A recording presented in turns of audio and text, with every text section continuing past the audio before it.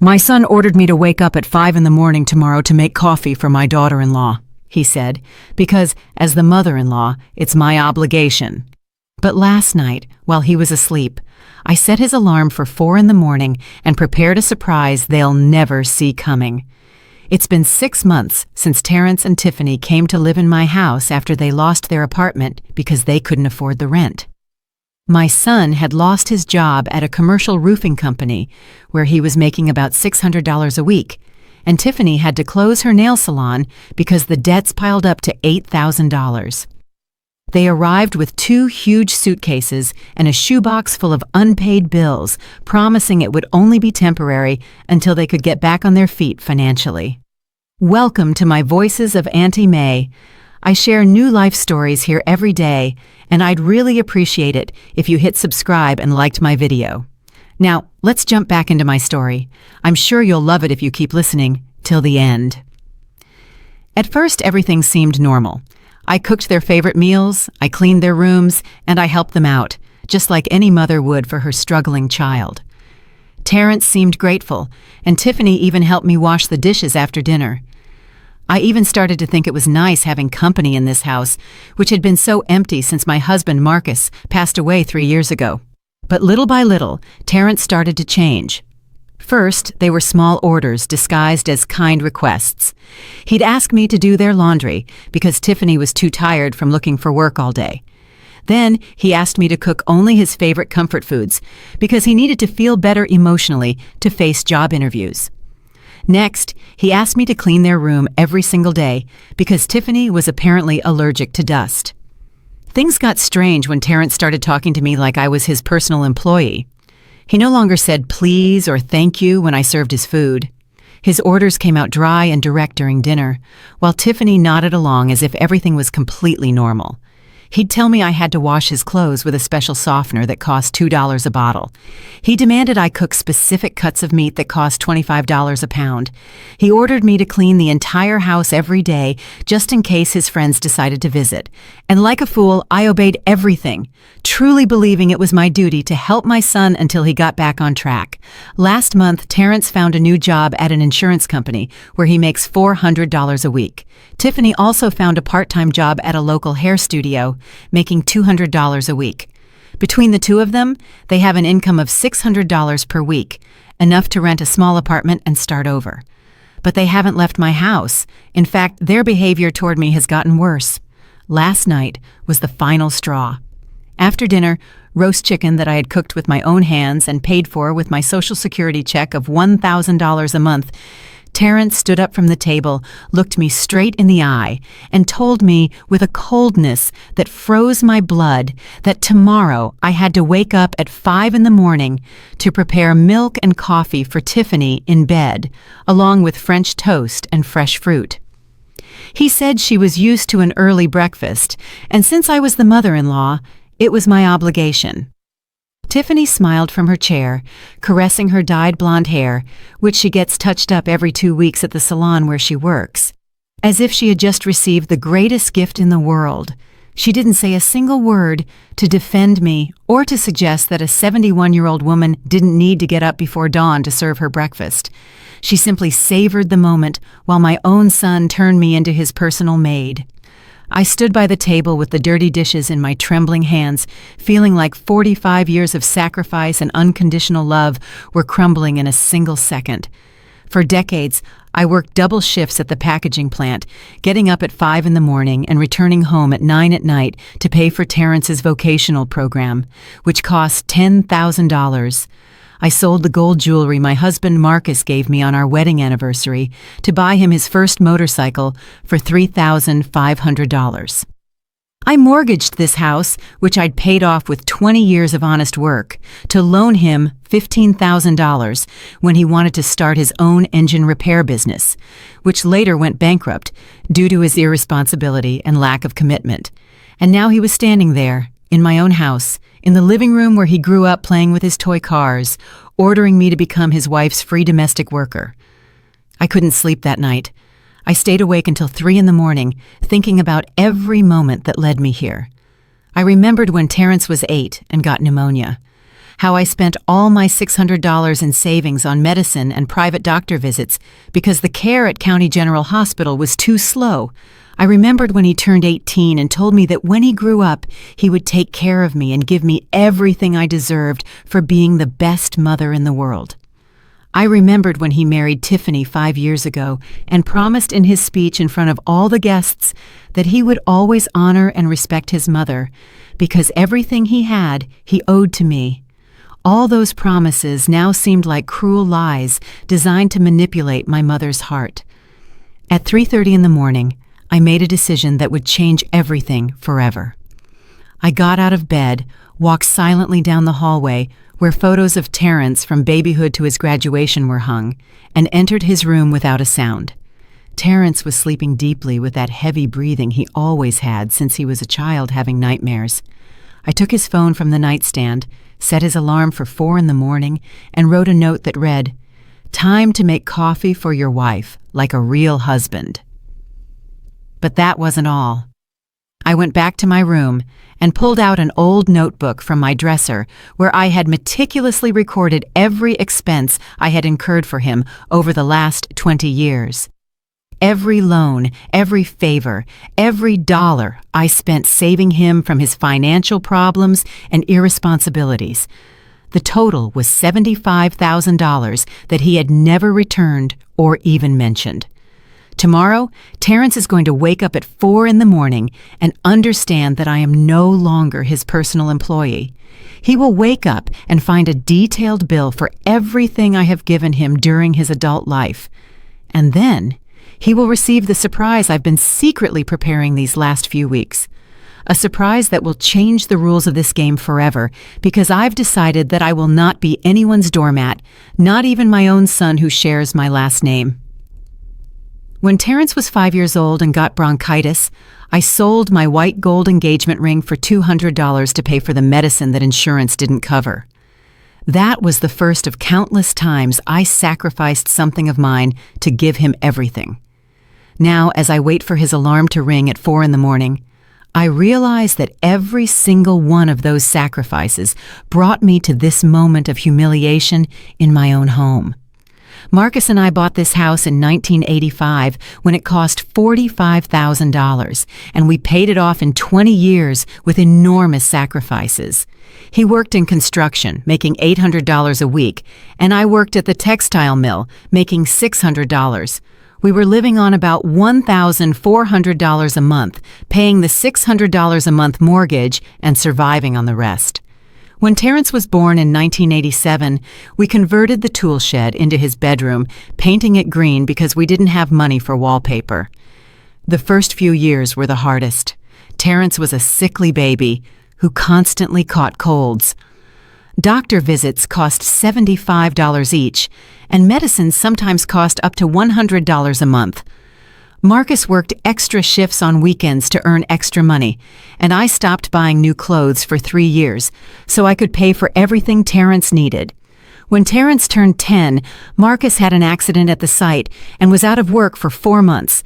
I worked double shifts at the factory from 5 in the morning until 10 at night, making $400 a week. Terrence was left alone at home after school, and when I got home at 11 at night, I always found him asleep on the sofa waiting for me. I would leave dinner prepared in the refrigerator with a note telling him how much I loved him.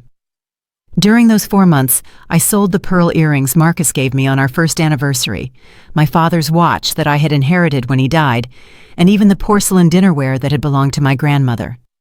Everything to keep the house running and make sure Terrence didn't feel like he was missing anything. I never told him we were having financial problems because I wanted to protect his childhood. When Terrence reached adolescence, things got more expensive. He needed new clothes every 6 months because he was growing fast, and the athletic sneakers he wanted cost $120 a pair. His schoolmates had video games and new bikes, and Terrence would come home asking me why he couldn't have the same things. Marcus and I decided our son wasn't going to feel inferior to anyone. We worked extra shifts for a full year to buy him the $500 mountain bike, the $400 video game console, and the name brand clothes his friends wore. I stopped going to the hair studio and started cutting my own hair to save the $60 a month I spent on my personal upkeep. At 17, Terrence wanted to study automotive mechanics at a private vocational institute because he said the public schools didn't have good programs. The tuition cost $10,000 annually for 2 years. Marcus and I didn't have those savings, so we mortgaged the house, which we had already finished paying off, for the second time to get the money. We signed papers that committed us to paying $400 a month for 15 years. Terrence studied mechanics for 2 years, but he never graduated because in the last semester he decided he didn't like getting his hands dirty with motor oil. He dropped out of school 3 months before finishing, and the $20,000 we had paid was completely lost. When I asked him why he hadn't finished, he told me he had changed his mind and now wanted to work in sales because it was easier and he could earn more money. At 20, Terrence got a job at a local used car lot where he earned $300 a week plus commission.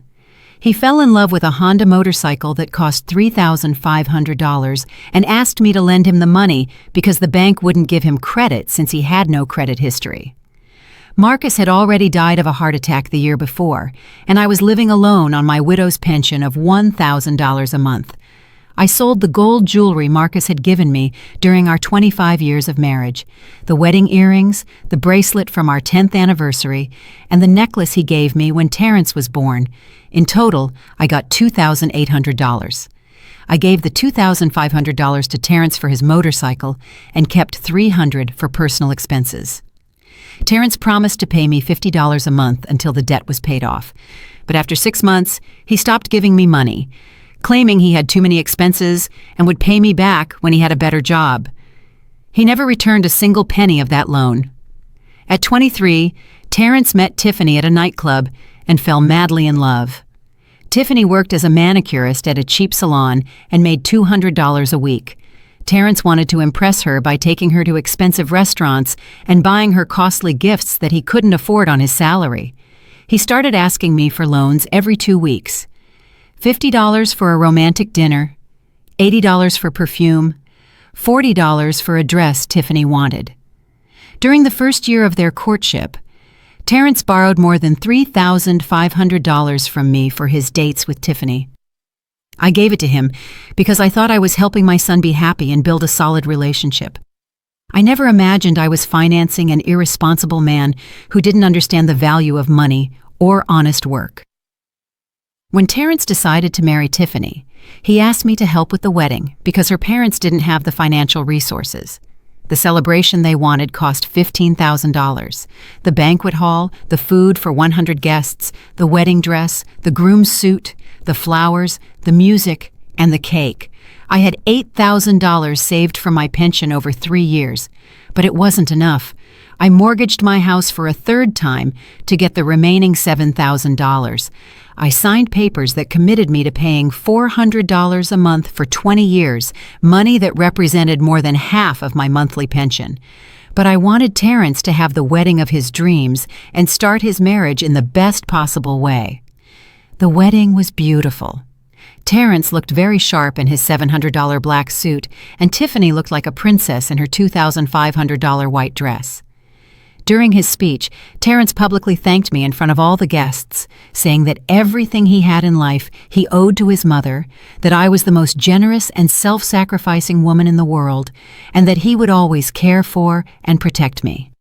All the guests applauded emotionally, and I cried tears of joy, thinking my son had finally understood the value of everything I had done for him throughout his life. 5 years later, Terrence is standing in my kitchen, ordering me to wake up at 5 in the morning to serve his wife breakfast in bed, as if I were his personal domestic employee. All those sacrifices, all those sleepless nights working to give him the best, all those moments when I put his needs before mine, brought me to this point where my own son treats me as if I were invisible, as if everything I did for him never happened. But this morning, everything is going to change because I'm not the same woman who sold her jewelry to buy him toys anymore. I'm no longer the mother who sacrificed in silence, waiting for gratitude that never arrived. After Terrence ordered me to prepare Tiffany's breakfast in bed, I started to notice strange small details in their behavior that made me realize my suspicions about their true intentions were correct. This morning, when his alarm went off at 4, I heard him cursing and yelling from his room, wondering who had changed the time. But the most disturbing thing happened after breakfast. Terrence came down to the kitchen at 6:30 with a look of fury I hadn't seen since he was a teenager. His eyes were red from lack of sleep, and his hair was messy. But what caught my attention the most was the way he looked at me when he saw me preparing my own coffee in my own kitchen. He didn't say good morning or ask me how I had slept. He simply stood in front of me with his arms crossed and asked me in an icy tone if I was the one who changed his alarm. I lied. I told him I didn't know anything about his alarm and that maybe his phone had a technical problem. Terrence studied me with a suspicious look for several seconds, as if he was trying to read my thoughts. Then he moved closer to me and said something that chilled my blood, that from now on, I was forbidden to enter his room without permission, and that if I ever touched his personal belongings again, he would punish me like a disobedient employee is punished. The word employee came out of his mouth so naturally that I realized that was exactly how he saw me. Not as his mother, not as the owner of the house where he lived for free, but as his personal maid, whom he could scold and threaten whenever he felt like it. But the most alarming thing came next, when Tiffany came down for breakfast wearing one of her most elegant dresses and high heels, as if she were going to an important meeting. She sat at the table and asked me to serve her eggs Benedict with smoked salmon, a breakfast that costs approximately $30 at high-end restaurants. When I told her I didn't have those ingredients at home, she looked at me with disdain and told me that I would then have to go to the high-end grocery store to buy everything necessary. Terrence immediately backed up his wife, saying that if Tiffany wanted eggs Benedict with salmon, that was exactly what I had to prepare for her. He handed me $80 from his wallet and ordered me to go to the market immediately, because Tiffany had an important appointment at 10 in the morning and needed a good breakfast for energy.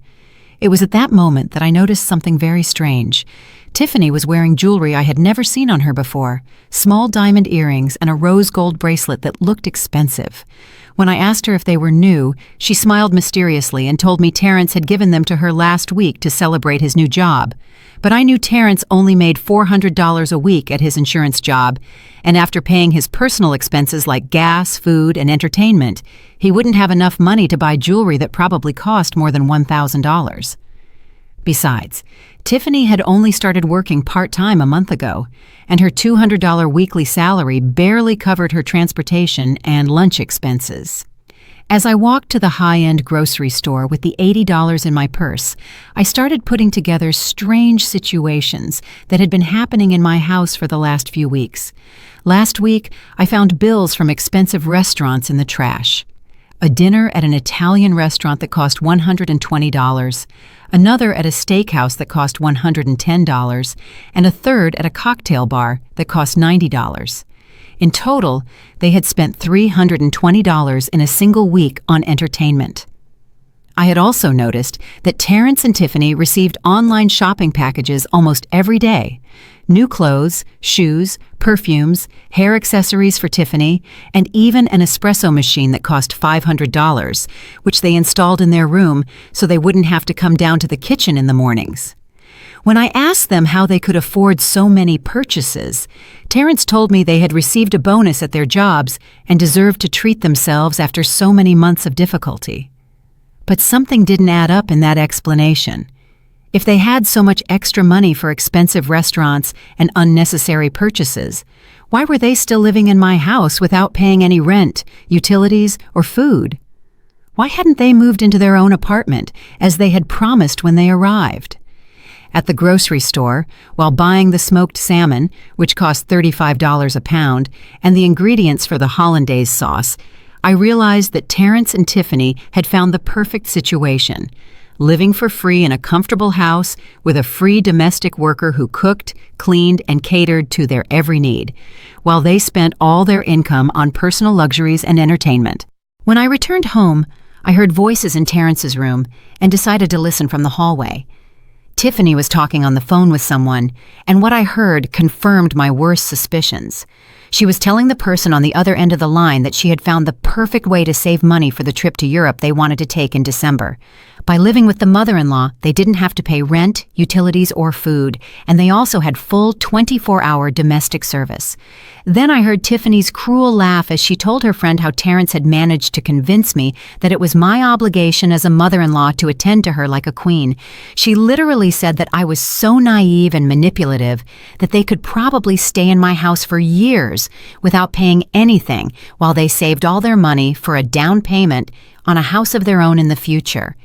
The most painful part was hearing Tiffany say that Terrence had calculated they could save $1,800 a month living with me for free, and that in 2 years, they would have enough money for the down payment on a $200,000 house. Essentially, they were using my home as their personal savings plan, and they were using me as their free domestic employee. When I finished preparing the Eggs Benedict with salmon and took them to Tiffany on an elegant tray, she didn't even thank me. She took the first bite, made a face of disgust, and told me that the hollandaise sauce was too thick and that I had to prepare it again because she couldn't eat it like that. Terrence, who was sitting in bed checking his phone, looked up and told me that I better learn to cook properly because Tiffany had a refined palate and couldn't eat poorly prepared food. He ordered me to go back to the kitchen and make another sauce and not to return this time until it was perfect. I went down to the kitchen with the tray in my trembling hands, feeling the humiliation burn inside me like acid. While preparing the second hollandaise sauce, I understood with total clarity that Terrence and Tiffany had no intention of moving out of my house. They had turned my home into their personal hotel with free, full service, and they had turned me into their private maid. But what they didn't know was that during those 2 hours, it took me to go to the grocery store and prepare their gourmet breakfast. I had made a decision that would change everything. I wasn't going to continue being the silent victim of their selfish and cruel plan. That afternoon, when Terrence and Tiffany left the house for their respective jobs, I took out my phone book and looked up the number for Brenda Hayes, my old neighbor who had moved downtown last year. Brenda had been my confidant during the hardest years after Marcus died, and I knew she was the only person who would tell me the truth without sugarcoating the words. It was time to ask for help and advice because I couldn't face this situation, which had grown larger than my capacity for tolerance, alone. I called Brenda Hayes that afternoon while Terrence and Tiffany were at work, and what she told me on the phone opened my eyes in a way I never imagined possible.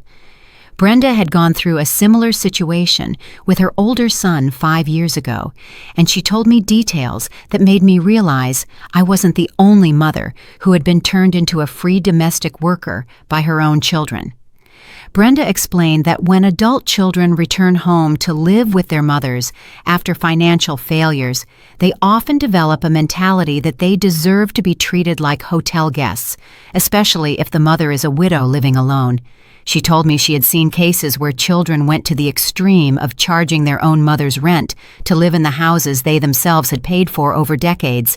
When I told her about the order to wake up at 5 in the morning to make coffee for Tiffany, Brenda fell silent for several seconds. Then she said something that hit me like a hammer, that this wasn't the behavior of a son going through temporary difficulties, but of a manipulator who had found the perfect way to live without responsibilities while emotionally exploiting his mother. Brenda suggested that I start documenting everything that was happening in my house. She told me to write down every order they gave me, every expense they made me incur, and every sign of disrespect I received in a notebook. She also advised me to start investigating my legal rights as the owner of the property where they lived without paying rent. That night, after serving the dinner, which consisted of $25 a pound roast beef that Terrence had specifically demanded, I started my documentation notebook. I wrote down the date, time, and described every event of the day: the changed alarm, the order for the gourmet breakfast, the $35 salmon purchase, the humiliation of having to redo the hollandaise sauce, and the conversations I had overheard about their savings plans at my expense. The next day, things got considerably worse. Terrence came home from work at 5 in the afternoon with a completely different attitude. He sat in the living room of my house, as if he owned the place, and called me over to talk to him. When I approached, he handed me a handwritten sheet of paper and told me he had prepared a list of my new responsibilities as a housekeeper. The list included things that seemed completely irrational to me. Wake up every day at 5 in the morning to prepare Tiffany's gourmet breakfast. Clean their room every day, including making the bed and hand-washing her underwear. Iron all their clothes on Sundays. Do the grocery shopping every Tuesday and Friday. Buying only high-quality ingredients. Cook 3-course dinners every night and keep the house impeccable 24 hours a day in case of unexpected visitors. But the most outrageous thing on the list was the last point, that I had to ask permission before using the television room after 7 at night, because that was the time Terrence and Tiffany wanted to have privacy to relax after their workdays. When I finished reading the list, I looked up and saw Terrence waiting for my response with an expression of authority that was completely unrecognizable. This wasn't the child I had raised with so much love and sacrifice. This was a stranger who had decided to turn his own mother into his personal employee. I asked him if he was serious, and Terrence answered with a coldness that cut my breath. He told me that he and Tiffany had been very generous with me by allowing me to live in the same house as them, but if I wanted to continue enjoying their company, I had to understand my place and my responsibilities. Tiffany appeared at that moment, coming down the stairs, dressed in a new outfit that had probably cost $200. She approached Terrence, kissed him on the cheek, and looked at me with a smile that seemed sweet, but had something malicious in her eyes. She asked me if I had reviewed the chore list, and when I said yes, she told me she hoped I understood that they needed a certain level of comfort and service to feel comfortable in the house. Then, Tiffany added something that left me speechless. She told me she had talked to her married friends about the situation, and they had all confirmed that it was completely normal for mothers-in-law to take care of their daughters-in-law when they lived in the same house. She said that in well-organized families, each person had their specific function, and my function was to ensure that she and Terrence had everything they needed to be happy and productive. That night, while washing the dishes from the dinner that had cost $60 in special ingredients, I realized that Terrence and Tiffany had carefully planned this conversation. It hadn't been a spontaneous decision or an emotional reaction. They had strategically thought about how to formalize my position as their domestic employee, even creating written rules to ensure I completely understood my new status in my own house. The next day, I began secretly following Brenda's instructions about documenting everything. I noted that I got up at 5 in the morning to prepare Tiffany's breakfast, that I spent $22 on special ingredients, that I cleaned her room for an hour, finding expensive clothes scattered everywhere, and that Terrence scolded me because I hadn't vacuumed under his bed. I also started looking for information online about my rights as the homeowner. I discovered that in our state, when adults live on a property without paying rent and without a formal contract, they are technically considered tenants at will, and the owner can ask them to leave with 30 days prior notice. But the most important thing I discovered was that there were lawyers specializing in cases of family financial abuse, which is exactly what was happening to me. I found the phone number of a law office that offered free consultations for older people in situations of domestic exploitation. That Friday, Tiffany asked me to organize a special dinner for 6 people because she was going to invite her friends over to show off the house. She told me she wanted to serve a 4-course meal with imported wine and calculated the ingredients would cost approximately $150. She handed me the money and told me she expected the food to be at the level of an elegant restaurant. While buying the expensive ingredients Tiffany had demanded, I realized that this dinner wasn't really to impress her friends with the food. It was to impress them with the fact that she had a mother-in-law who served her like a maid. Tiffany wanted to show off her new social status where she didn't have to cook, clean, or worry about household chores because her mother-in-law took care of everything. That night, while serving the elegant dinner that had taken 6 hours to prepare, I heard Tiffany telling her friends how comfortable her new life was. She told them she was very lucky to have married a man whose mother understood the importance of keeping the family happy and together. Tiffany's friends congratulated her on finding such a convenient situation, and one of them commented that she wished her own mother-in-law was so helpful and understanding. After the friends left, Terrence called me into the living room and told me he had been very proud of how I had attended to Tiffany's guests. He said I was finally understanding my role in the family, and that if I kept behaving that way, we could all live in harmony for a long time. That phrase, "for a long time," confirmed what I had already begun to suspect. Terrence and Tiffany had absolutely no intention of moving out of my house. They had found the perfect situation and planned to maintain it indefinitely.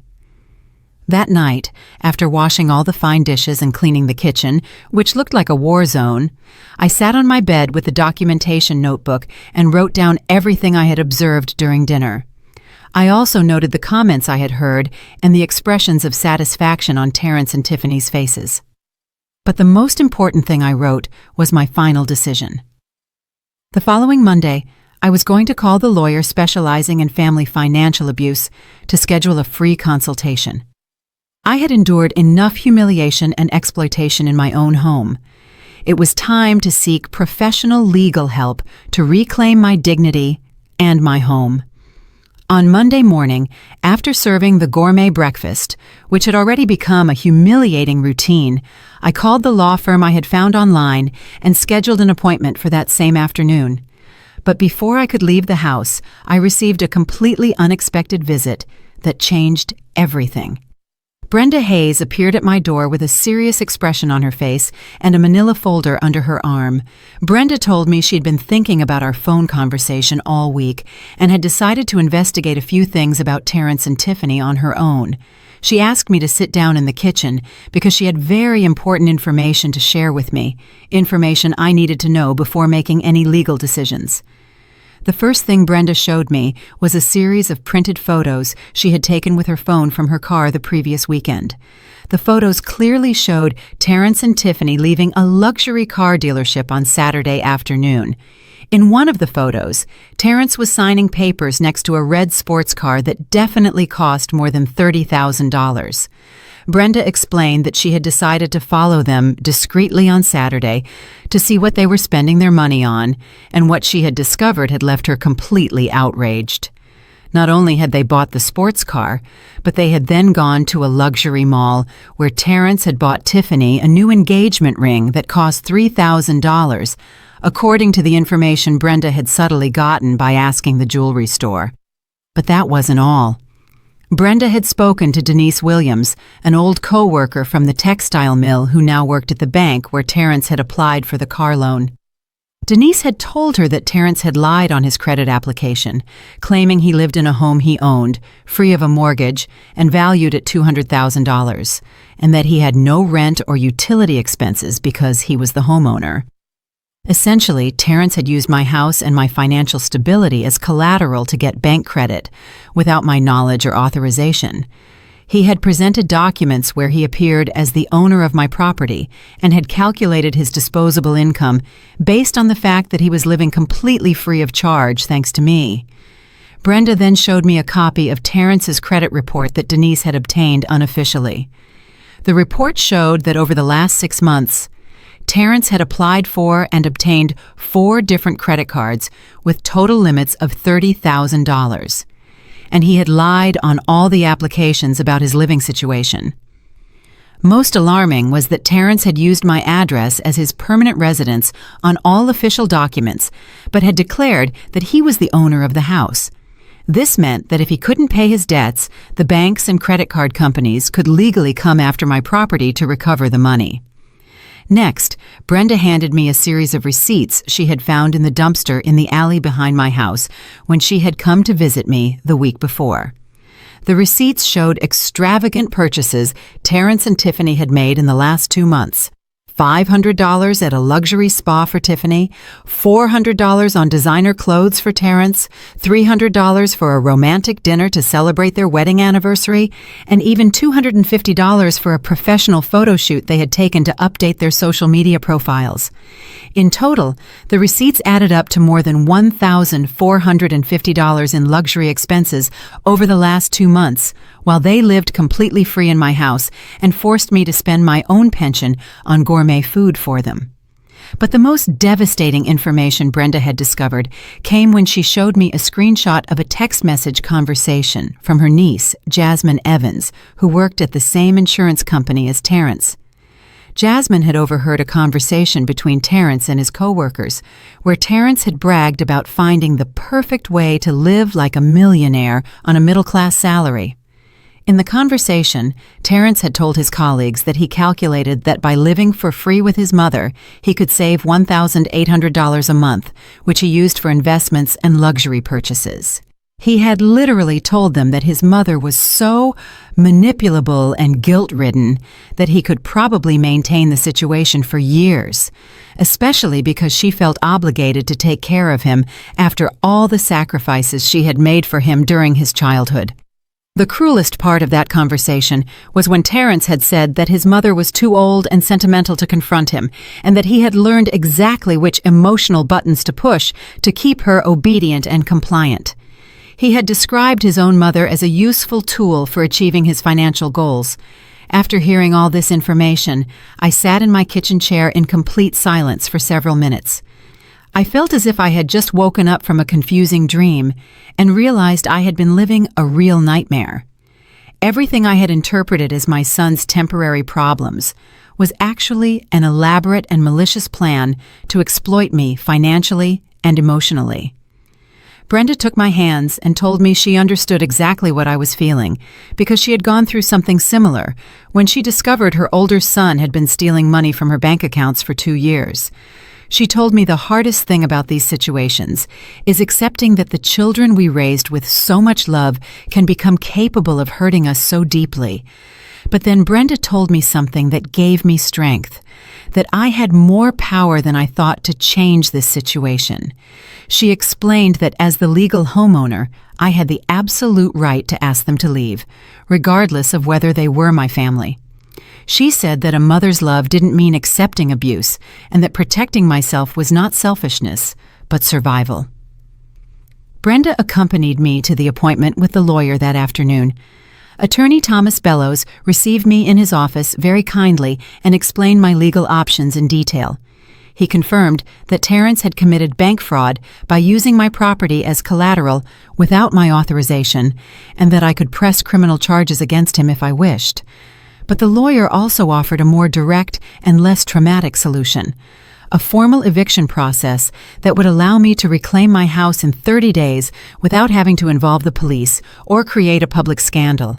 He explained that the process would cost $900 in legal fees and that he would personally handle the delivery of all official notifications. When I returned home that evening, Terrence and Tiffany were in the living room watching television and eating pizza they had ordered without asking me if I wanted anything different for dinner. They treated me as if I were invisible when I entered, and Terrence didn't even look up from the television as I passed by him. That night, after they went to sleep, I sat at my kitchen table with all the documents the lawyer had given me to review. They were papers that would officially initiate the eviction process against my own son, something I had never imagined I would have to do in my life. But as I read the legal documents, I realized I no longer felt sadness or guilt. What I felt was a cold, clear determination. Terrence had made the decision to turn me into his victim, and now I was making the decision to stop being one. The next day, while Terrence and Tiffany were at their jobs spending the money they saved thanks to my free hospitality, I went to the bank and withdrew $900 from my savings account. Then I returned to Attorney Thomas Bellows' office and signed all the necessary papers to initiate the eviction process. The lawyer assured me that the documents would be delivered to Terrence and Tiffany on Friday afternoon and that they would have exactly 30 days to vacate my property. He also explained that during those 30 days, they could not retaliate against me or damage the property because that would constitute an additional crime. That night, I ate dinner alone in my kitchen for the first time in 6 months, and it was the quietest and most satisfying dinner I had had in a long time.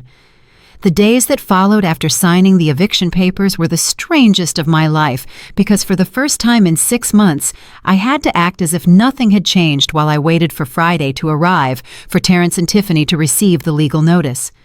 During those days, I developed an inner calm I had never felt before, as if I had finally found my own voice after years of silence. On Tuesday morning, when Terrence woke me up by yelling from his room that I had forgotten to prepare Tiffany's milk and coffee at 5 in the morning, I simply got up, went to the kitchen, and prepared the breakfast without saying a word. But as I poured the milk and toasted the French bread that Tiffany had specifically demanded, I felt completely different. I was no longer the desperate mother trying to please her ungrateful son. I was a woman who had taken control of her situation and was executing a plan.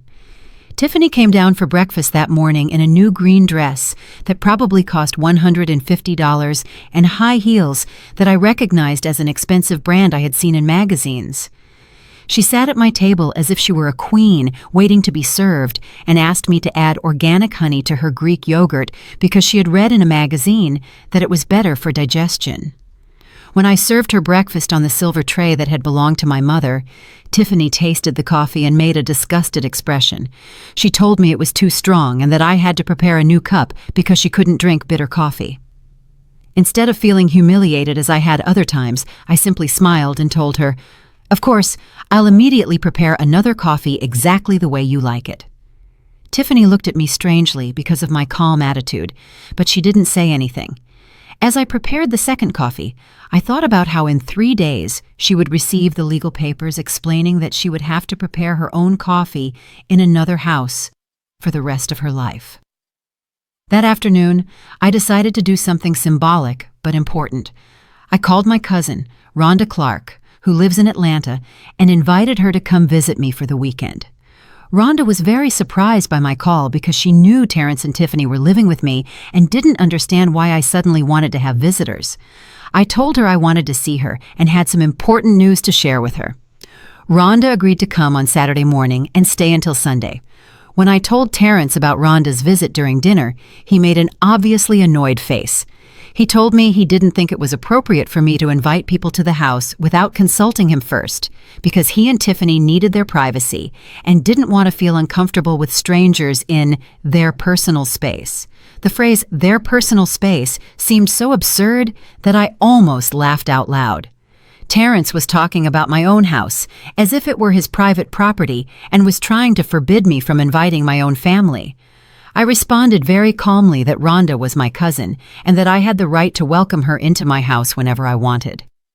Terrence was visibly upset by my response, but he didn't insist on the issue, probably because he didn't want to create a conflict before receiving the legal documents that would change everything. On Wednesday morning, I received a call from attorney Thomas Bellows confirming that everything was ready for the document delivery on Friday at 5 in the afternoon. He explained that he would personally come to my house, accompanied by a court official, to officially deliver the eviction notices to Terrence and Tiffany. He told me I didn't have to be present during the delivery if I didn't want to, but it was important that after that moment, I didn't allow them to pressure or emotionally manipulate me. That night, while cleaning the kitchen, after preparing a $40 dinner that Terrence had demanded to impress a coworker who had come to dinner, I realized I no longer felt resentment toward them. What I felt was a mixture of pity and relief. Pity because my son had become a person I didn't recognize, and relief because I had finally found a way to free myself from a situation that was slowly destroying me. On Thursday morning, I decided to do something symbolic but important. I changed all the locks on my house.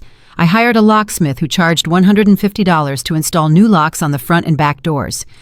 When Terrence asked me why I had done that, I told him that thieves had been breaking into houses in the neighborhood, and I wanted to feel safer. Terrence accepted my explanation without suspecting anything, but I knew the new locks were really to ensure that after the eviction, they couldn't enter my house without my permission. That afternoon, while Terrence and Tiffany were at their jobs, I took down all the family photos that had been hanging on the walls for years and stored them in boxes in my room. I didn't want any sentimental objects that Terrence could use to manipulate my emotions or make me feel guilty during the eviction process. I also reviewed all the important documents for the house and made sure they were stored in a safe deposit box I had bought the year before.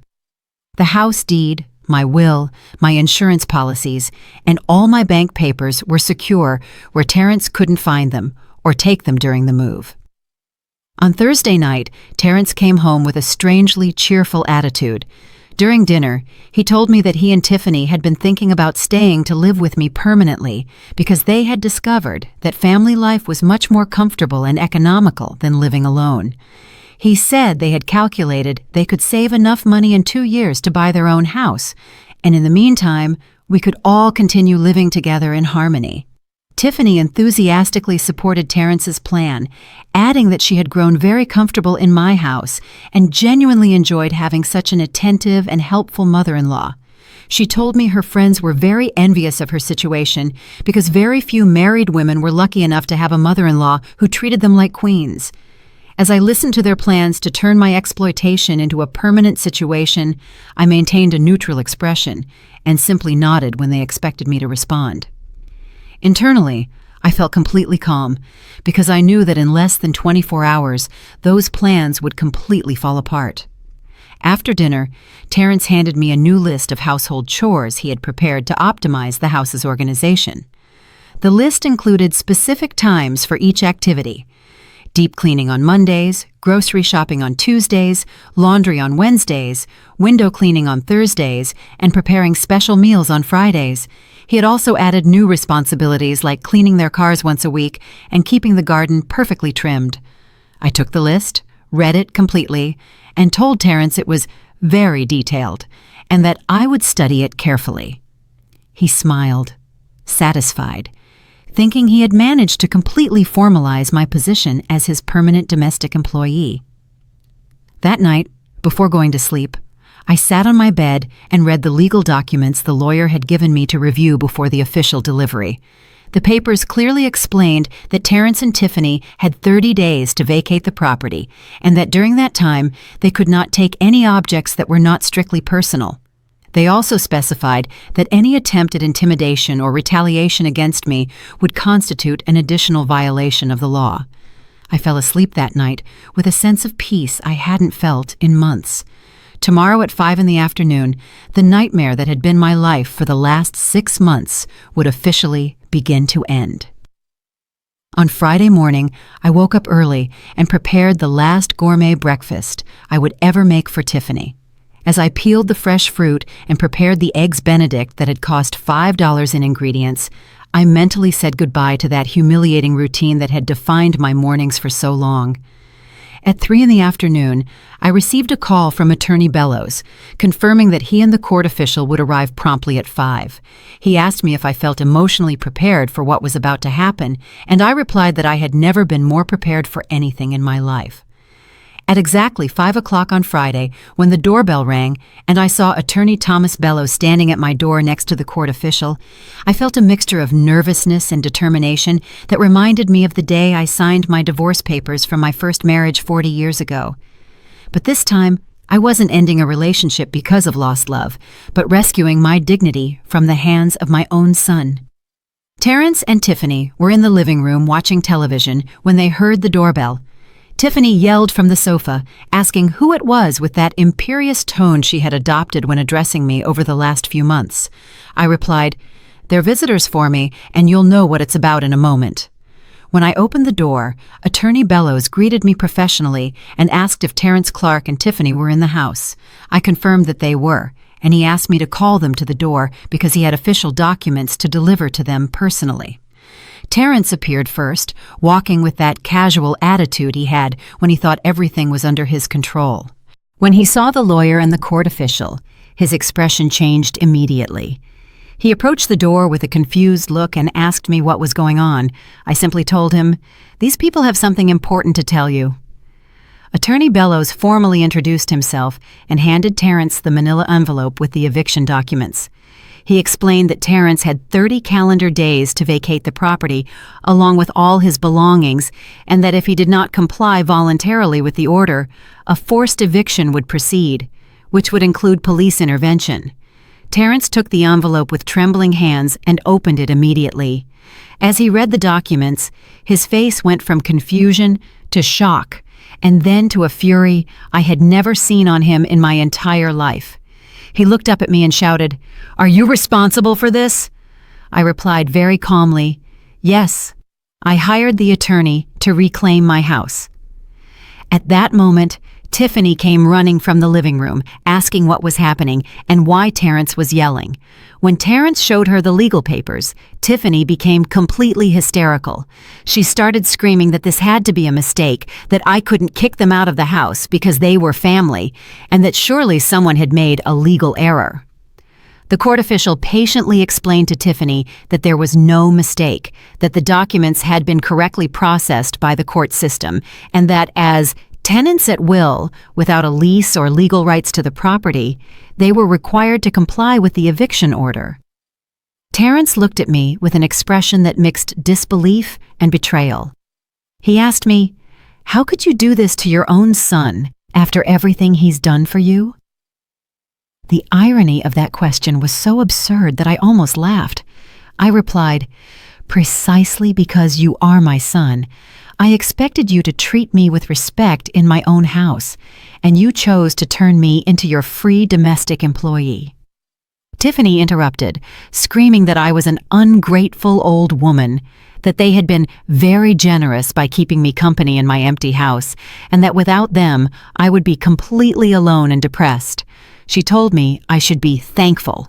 They had decided to stay with me instead of moving me to a nursing home where I belong. That threat about the nursing home confirmed that Brenda had been right about Terrence and Tiffany's long-term intentions. They not only wanted to exploit me as a domestic employee, but they had also considered the possibility of getting rid of me completely when I was no longer useful to them. Terrence tried to change strategy and adopt a more emotional tone. He told me he understood they might have made some mistakes in living together, but those problems could be resolved by talking like a civilized family. He pleaded with me to cancel the legal process and give them another chance to prove they could live together in harmony. I replied that they had already had 6 months of opportunities and had chosen to turn every day into a humiliation for me. I told him, "A son who forces his 71-year-old mother to wake up at 5 in the morning to serve breakfast in bed to his wife does not deserve another opportunity." Attorney Bellows explained that they had the right to seek legal counsel if they wanted to dispute the order, but that as occupants without contractual rights to the property, they had very few legal options available. He also reminded them that any damage to the property during the next 30 days would constitute an additional criminal offense. After the lawyer and the official left, Terrence and Tiffany remained standing in the living room with the documents in their hands, as if they couldn't fully process what had happened. For several minutes, they said nothing, simply staring at each other with expressions of shock and confusion. Finally, Terrence broke the silence. He told me I had made the biggest mistake of my life, that after this, he would never forgive me, and that when I was old and sick, I couldn't count on him for anything. He threatened that I would never see my future grandchildren, and that he would tell the entire family how cruel and selfish I had been to him. Tiffany added that I would regret this decision when I realized how alone I would be without them. She said I had destroyed my own family for being a bitter old woman who didn't know how to appreciate the people who loved her. Their threats and insults hurt me, but they didn't make me doubt my decision. I responded that I preferred to be alone and in peace than accompanied and humiliated. I told them that a son who threatens his mother with taking away her grandchildren as punishment for defending her dignity was demonstrating exactly why I had made the right decision. That night, Terrence and Tiffany locked themselves in their room and talked in low voices for hours. Occasionally, I heard shouting and arguments, but I couldn't make out the specific words. At 11 at night, Terrence came out of the room and came to the kitchen where I was reading a book. He sat down across from me and adopted a completely different attitude. With a soft, controlled voice, he told me he had been thinking about the whole situation and realized that perhaps they had been too demanding of me. He apologized for having been insensitive to my feelings and promised that if I canceled the eviction, they would completely change their behavior. Terrence proposed a new arrangement where they would pay $600 a month in rent, take care of their own meals and cleaning, and treat me with the respect I deserved as his mother and the homeowner. He said they had learned a very important lesson about gratitude and family consideration. I told him I appreciated his apologies, but it was already too late for negotiations. I explained that their behavior over the last 6 months had shown me who he really was, and that last-minute apologies couldn't erase months of deliberate humiliation. Terrence insisted for over an hour, alternating between emotional pleas and promises of radical change. He reminded me of all the happy moments of his childhood, talked about the importance of keeping the family together, and assured me that Tiffany was also willing to apologize and completely change her attitude. But I remained firm in my decision. I told him that the 30 days the law had given him were more than enough to find a new place to live, and that I hoped he would use that time productively instead of trying to manipulate me into changing my mind. When Terrence realized he wouldn't get me to change my decision, his mask of repentance completely dropped. He told me that I had become a selfish, heartless woman, that I had lost love for my own son, and that he would do everything possible to ensure I paid the consequences for my cruelty. I replied that the only consequences that mattered to me were recovering my peace and my dignity in my own house. I told him he had 30 days to leave, and that after that, he could live his life however he wanted, but away from me. I went to sleep that night feeling a mixture of sadness and relief. Sadness because the relationship with my son had reached this point of total breakdown, but relief because I had finally taken control of my own life. The following days after the delivery of the legal documents were like living in a cold war zone inside my own house. Terrence and Tiffany oscillated between desperate attempts at emotional manipulation and direct attacks designed to make me feel guilty and change my decision. But for the first time in 6 months, I was in control of the situation, and they knew it. On Saturday morning, Tiffany appeared in the kitchen at 5:30 with eyes red from crying all night. She sat down across from me while I prepared my coffee and began to speak to me in a broken voice that she had clearly rehearsed. She told me she had been thinking about the whole situation and realized that maybe she had been too demanding of me during the last few months. Tiffany told me an elaborate story about her difficult childhood, where her own mother-in-law had mistreated her when she married her first husband, and that was why she had developed a defensive attitude toward maternal figures.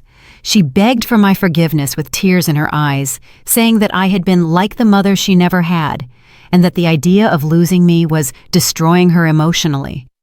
Then Tiffany offered me a deal she had obviously planned carefully.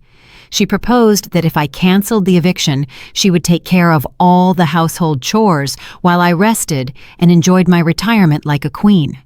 She told me she had been blinded by the comfort of being waited on, but now understood that my role should be that of the respected matriarch of the family, not the employee. While listening to her carefully prepared performance, I maintained a neutral expression and let her finish her entire speech. When she finished, I responded very calmly that I appreciated her apologies, but I had already made a final decision about my life and my home. I told her she had 26 days remaining to find a new place to live, and suggested she use that time productively. Tiffany's mask of repentance immediately collapsed. She stood up from the table with a fury she no longer tried to hide, and yelled that I was a spiteful old woman who didn't know how to forgive. She said I had wasted the opportunity to have a united family, and that when I was alone and abandoned, I could only blame myself. That afternoon, Terrence tried a different strategy. He came home with a $75 bottle of wine and flowers that probably cost $50. He told me he wanted to cook a special dinner for the three of us, as a way to celebrate the good times we had shared as a family. He asked me to sit in the living room while he and Tiffany prepared a meal that would demonstrate how much they valued me.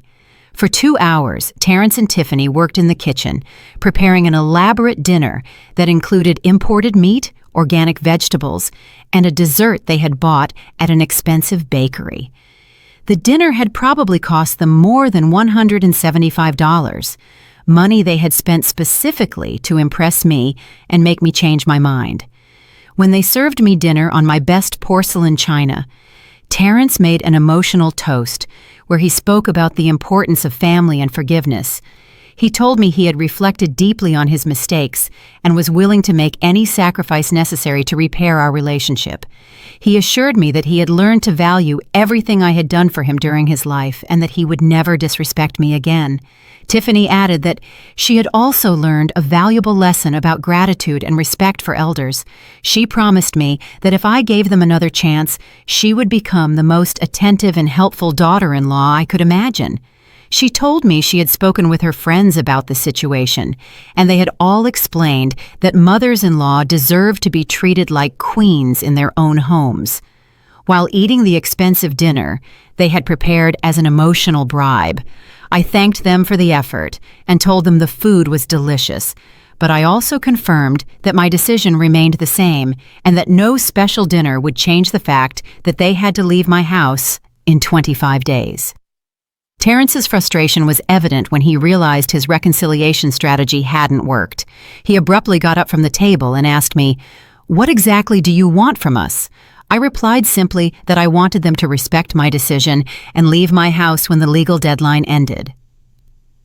On Sunday morning, my cousin Rhonda arrived as we had planned. When she saw the obvious tension in the house and the long faces of Terrence and Tiffany, she immediately understood that something important had happened. During lunch, while Terrence and Tiffany were in their room talking in low voices, I told Rhonda the whole story of the last 6 months and the decisions I had made. Rhonda listened without interrupting, and when I finished my story, she took my hands and told me she was very proud of me for finding the courage to defend myself. She told me she had gone through a similar situation with her younger daughter 3 years ago, and that making difficult decisions about family was sometimes the only way to preserve personal dignity.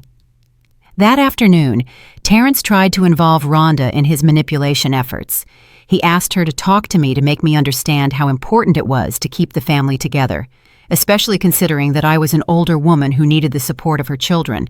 Terrence told Rhonda that he had made some minor mistakes, but the eviction was an exaggerated reaction that would destroy our relationship forever. Rhonda patiently listened to Terrence's arguments, but then she responded that as my cousin, she had observed for years how Estelle had sacrificed everything for his well-being.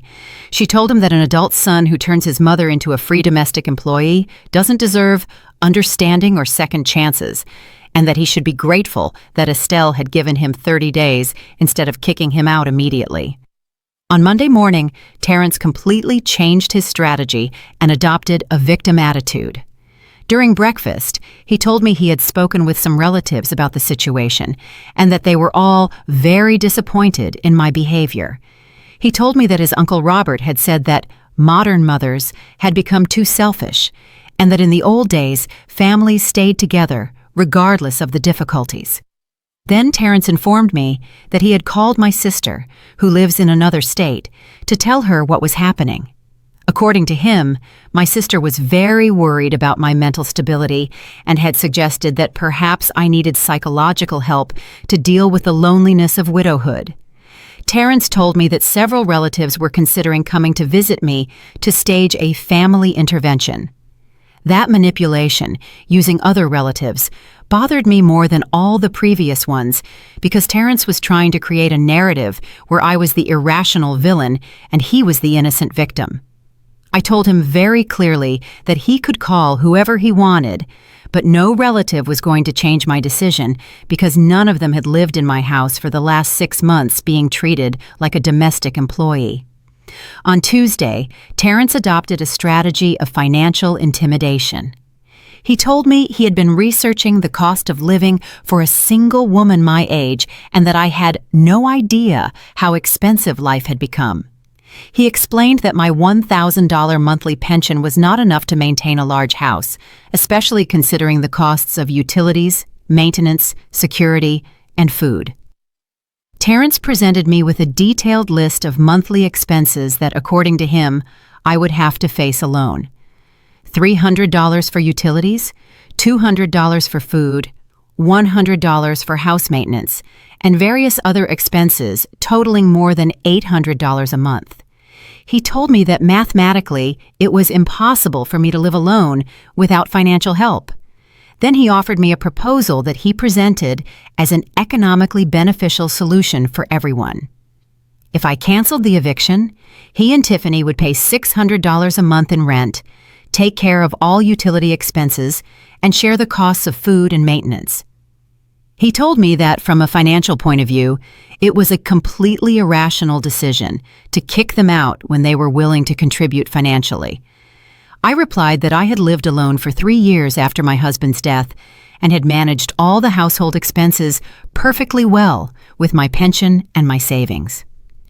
I told him that the difference between living alone and living with them was not economic, but emotional, and that I preferred to eat beans every day in peace than to eat expensive meat in an environment of constant humiliation.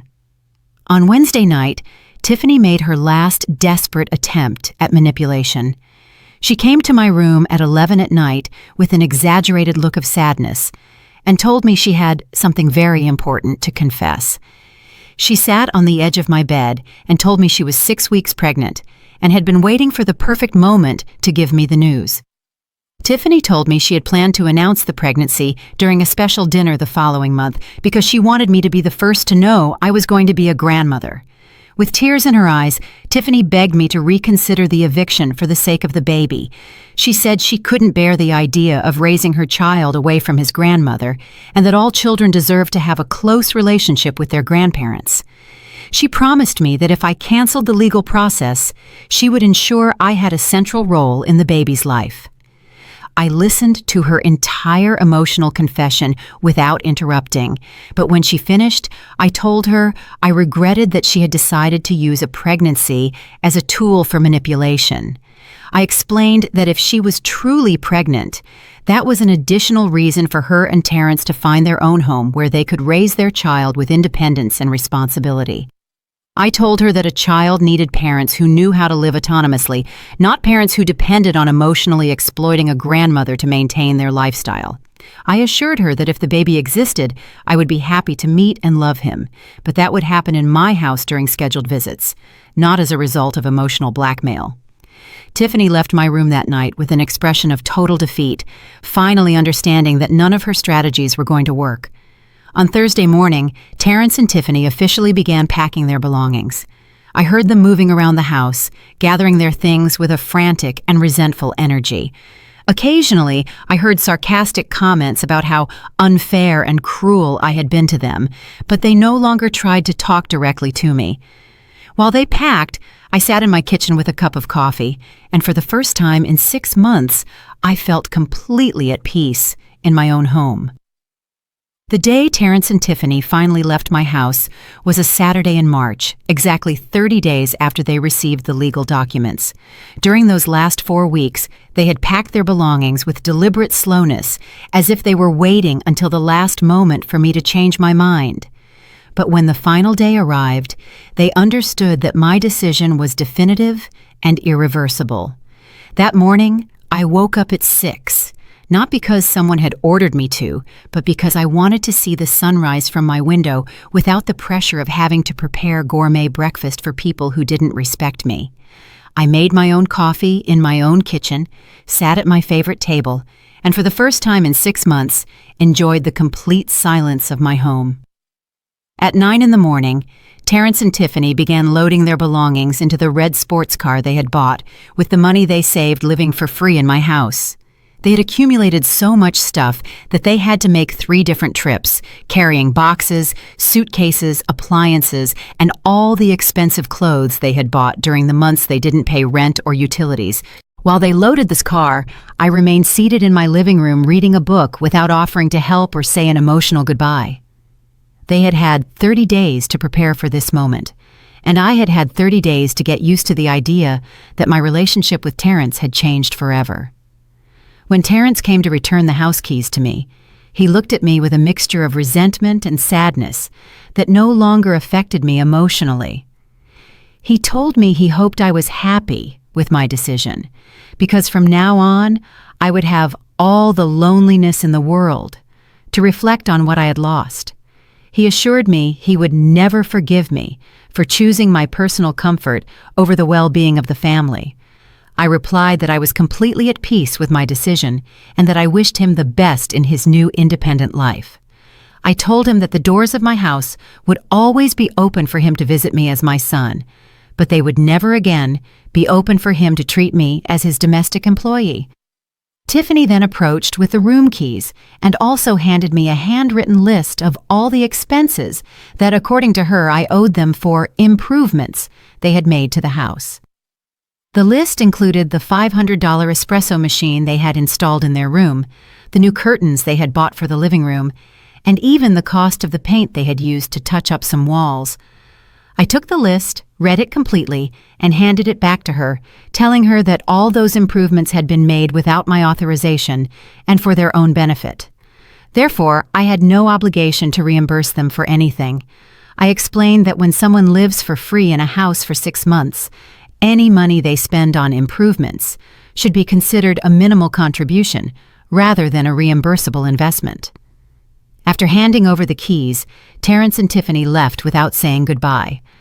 I watched them drive away from my living room window, and the only thing I felt was a deep relief and a sense of freedom I hadn't experienced in a long time. In the following weeks, my life changed completely. I no longer had to wake up at 5 in the morning to serve gourmet breakfasts. I no longer had to spend my pension on expensive food for ungrateful people. I no longer had to clean other people's rooms or wash clothes that weren't mine. For the first time in 6 months, my time belonged entirely to me. I began to rediscover activities I had abandoned during the months of domestic exploitation. I went back to reading novels in the afternoons, resumed my passion for gardening, and even started taking painting classes at the neighborhood community center.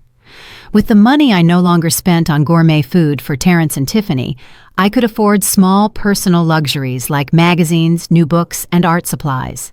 I also started receiving visits from friends and family who had avoided coming to my house during the months Terrence and Tiffany lived with me. Brenda came for coffee every Wednesday. My cousin Rhonda visited me every 2 weeks, and even my neighbor Denise Williams started stopping by in the afternoons to chat in the garden. A month after the eviction, I received a call from Terrence. He told me he and Tiffany had rented a small apartment that cost them $1,200 a month and were having financial difficulties paying the rent, utilities, and food. He asked me for a $1,000 loan to help them with the moving expenses in their new home. I replied that I regretted their financial difficulties, but it was no longer my financial responsibility to solve their adult problems. I suggested that he reduce his spending on entertainment and unnecessary purchases and learn to live within his real means. I told him that was an important lesson he should have learned a long time ago. Terrence was upset by my refusal and told me I had completely changed, that I had become a cold and insensitive woman. I replied that I hadn't changed. I had simply stopped allowing myself to be emotionally exploited. I explained that a mother's love did not mean constantly rescuing an adult child from the consequences of his own irresponsible decisions. 2 months after the eviction, Tiffany called me to tell me she was truly pregnant and wanted me to be present in the baby's life as a grandmother. She invited me to lunch at a restaurant to talk about how we could rebuild our family relationship now that there was a grandson involved. I accepted the invitation because I genuinely wanted to meet my future grandson, but I made my conditions very clear. I told her I would be happy to be a loving grandmother, but that would happen on my terms and in my house during scheduled visits. I explained that I would not become a free babysitter or a domestic employee again, no matter how many grandchildren they had. Tiffany accepted my conditions because she needed financial and emotional support during the pregnancy, but I could see in her eyes that she hadn't truly learned the lesson. She still thought she could eventually manipulate me back into the previous situation, using the baby as an emotional tool. 6 months after reclaiming my house, my life had found a balance and peace I hadn't felt in years. I had learned that setting clear boundaries was not cruelty, but emotional survival. I had discovered that chosen solitude was infinitely better than toxic company, and I had understood that true love for children sometimes requires letting them face the consequences of their actions. Now, when I wake up every morning in my own house, at the time I decide to prepare the breakfast I want to eat, I feel grateful for having found the courage to defend myself. I am no longer anyone's free domestic employee. I am Estelle Clark, a 71-year-old woman who recovered her dignity and her home. To all the women who are listening to me and who may be going through similar situations, I want to tell you that it's never too late to stand up for yourself, that a mother's love doesn't mean accepting abuse, and that we deserve respect in our own homes, no matter how old we are. If my story helped you reflect on your own lives, you would make me very happy by leaving a comment telling me what you think. And if you know any woman who needs to hear these words, please share this video so it reaches more people who may need to find their own voice. Thank you for joining me in this story, and remember that we are never too old to start a new life. 2 years have passed since Terrence and Tiffany left my house, and as I write these lines at my kitchen table, surrounded by the warm silence of my home, I realize that difficult decision became the greatest gift I have ever given myself. Today is my 73rd birthday, and for the first time in decades, I am celebrating it exactly how I want, with a cup of freshly brewed coffee, a piece of cake I bought just for myself, and the deep satisfaction of knowing that every moment of my day belongs entirely to me. The story of my grandson, Ezra, began 4 months after the eviction, when Tiffany gave birth to a beautiful baby who came into the world with the curious eyes of his grandfather, Marcus. From the beginning, I set clear rules about my participation as a grandmother: visits on Sunday afternoons for 2 hours, always at my house, and never as an emergency babysitter or free caregiver. Terrence and Tiffany tried several times to convince me to look after the baby while they worked, offering me barely $150 a week for 40 hours of childcare, but I held my boundaries firm. The first year was financially difficult for them. Terrence lost his job at the insurance company because he was constantly late, exhausted by sleepless nights with the baby and the financial pressure of maintaining an apartment. Tiffany had to return to work 2 months after giving birth, making barely $200 a week at a cheap hair studio. Between the two of them, they barely managed $1,400 a month, which was not enough for the $1,200 rent, $300 in utilities, $600 for food, and $400 for baby expenses. Every time they called me asking for financial help, I responded with practical suggestions. Move to a cheaper apartment, look for additional part-time jobs, sell the sports car they were still paying $700 a month for, or cut unnecessary expenses like cable television and restaurant meals. But instead of making sacrifices, they preferred to keep asking for financial rescues that I was no longer willing to provide. The most surprising transformation happened during the second year. Terrence finally got a stable job at a construction company where he made $1,000 a week, but only after the bank threatened to repossess the sports car due to late payments. Tiffany increased her income to $300 a week, working at a more established salon. And together, they began to live within their real means for the first time in their adult lives. Little by little, Terrence began to treat me with a respect he hadn't shown in years. During our Sunday visits, he arrived punctually. He thanked me for my time with Ezra and even started asking me about my life and my activities. He never apologized directly for the months of domestic exploitation, but his behavior clearly changed. Tiffany, on the other hand, maintained a forced courtesy that made it clear she still blamed me for their financial difficulties. My personal life flourished in ways I hadn't anticipated. With the financial freedom of not supporting 2 parasitic adults, I could afford small luxuries that had been out of my reach for years.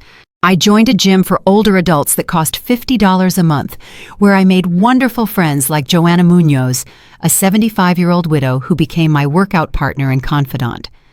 I also resumed my passion for sewing, buying a new $500 machine that allows me to create my own dresses and repair clothes for my neighbors in exchange for small amounts of money. This extra income, although modest, gives me a sense of economic independence that I had lost during the years of excessive spending supporting Terrence. My garden became my favorite refuge. I invested $300 in new plants, gardening tools, and vegetable seeds that now provide me with fresh tomatoes, lettuce, and herbs all year round.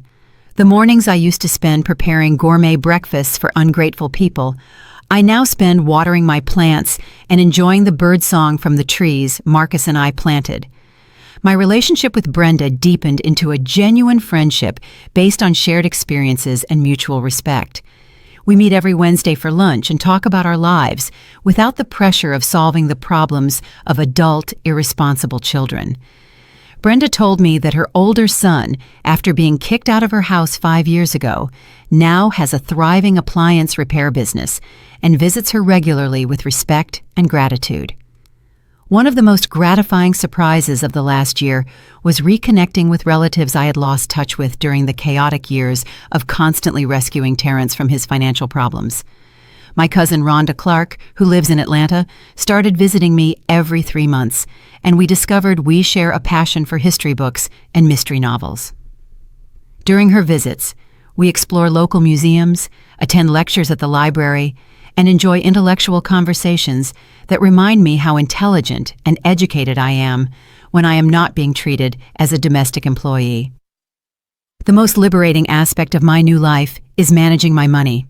My $1,000 monthly pension, which once seemed insufficient when supporting 3 people, now allows me to live comfortably and even save $100 every month.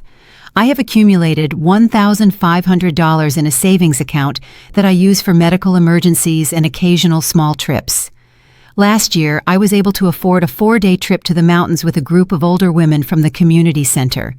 The trip cost $450, including transportation, hotel, and meals. It was the first time in decades I had spent money on my own entertainment without feeling guilty for not saving to rescue Terrence from his next financial crisis. My physical and mental health improved remarkably during these 2 years. The chronic stress of living in an emotionally exploitative environment had affected my blood pressure and sleep pattern. Now I sleep 8 full hours every night. My blood pressure normalized, and I have energy for activities I had abandoned.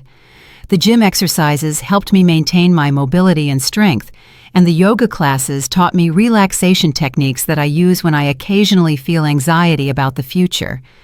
The relationship with my grandson Ezra developed naturally and lovingly within the boundaries I set. Every Sunday afternoon, he arrives at my house with bright eyes and smiles that fill my heart with genuine joy. We have created special rituals. We read stories in my favorite rocking chair. We play with building blocks on the living room rug. And he helps me water the garden plants with a small watering can I bought specifically for him. Most importantly, Ezra knows me as his loving grandmother, but not as his emergency caregiver. When Terrence and Tiffany have social commitments or work issues, they look for paid sitters instead of pressuring me to change my plans. This healthy dynamic allows me to enjoy my grandson without the resentment I would have developed if they had turned me into a free caregiver. 6 months ago, Terrence surprised me with a conversation I never expected. During one of our Sunday visits, after Ezra fell asleep in my arms, Terrence told me he had been reflecting on the months he lived in my house and finally understood why I had made the decision to kick him out. He said that facing his own responsibilities as a father and husband, he had realized how unfair he had been to me during those 6 months. It wasn't exactly a full apology, but it was an acknowledgement that my decision had been correct and necessary. He told me that he and Tiffany had learned to value their economic independence and were proud to be able to support their family without depending on anyone else. He also thanked me for not giving in to his manipulations, because that had forced them to mature into responsible adults. Tiffany, although less expressive in her feelings, also began to treat me with a genuine cordiality that contrasts dramatically with the imperious attitude she had when she lived in my house. During Sunday visits, she and I have found conversation topics that go beyond Ezra. We talk about our jobs, our reading, and even exchange cooking recipes. The deepest aspect of my personal transformation has been rediscovering my own identity beyond the role of the self-sacrificing mother. For decades, I defined my personal worth in terms of how much I could give and sacrifice for my son. But now I understand that my emotional well-being and personal dignity are equally important. I have learned that setting boundaries is not selfishness, but self-respect, and that saying no to irrational demands is a form of self-love. Some nights, when I sit on my back porch watching the stars, I reflect on the woman I was 2 years ago compared to the woman I am now. The Estelle of before lived in a constant state of anxiety, trying to please people who would never be satisfied no matter how much she sacrificed. The Estelle of now lives with a deep serenity, knowing that every decision I make is based on my own well-being and values. If I could talk to other women going through similar situations, I would tell them that it is never too late to take back control of their lives, that love for children does not require self-annihilation, and that teaching healthy boundaries is one of the best gifts we can give our families. I would tell them that chosen solitude is infinitely superior to toxic company, and that we deserve respect in our own homes no matter our age. Tomorrow I will start my day as always, waking up when my body is ready, preparing the breakfast I want to eat, and planning activities that bring me joy. Ezra will come on Sunday as always, and we will enjoy our time together on my terms. Terrence and Tiffany will continue building their independent life, and I will continue to be a loving but non-exploitable part of their lives. This is my story of personal liberation, and I hope it inspires other women to find their own voice and worth. I'm really glad you're here and that I could share my story with you. If you liked it, show me by liking the video and subscribing to my channel. Let's see how many of us there are. Write in the comments which city you're watching from and what time it is. I'm so curious to know where all you wonderful people are tuning in from. If you want to support me a little extra, you can also send a small donation. I share new life stories for you every single day, and now 2 of my most popular stories will pop up on the screen so you can choose what to watch next.